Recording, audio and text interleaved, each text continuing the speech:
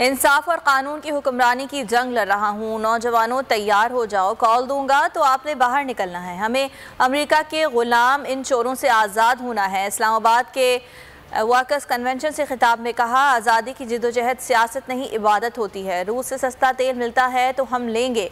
इमरान खान का 5 सितंबर से मेंबरशिप शुरू करने का ऐलान। बोले सैलाब मुतासरीन के साथ हकीकी आज़ादी के लिए भी काम जारी रखेंगे।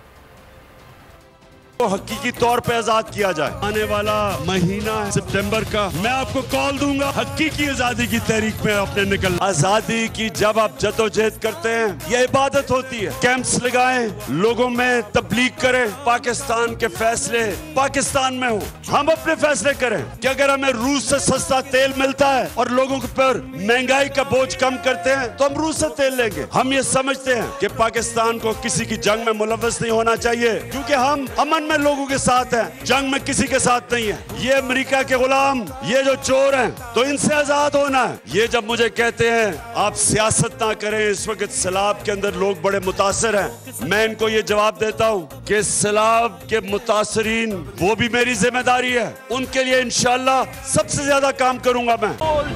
एक बार फिर नंबर 1। सब्सक्राइब करें और बेल दबाएं ताकि कोई खबर रह न जाए।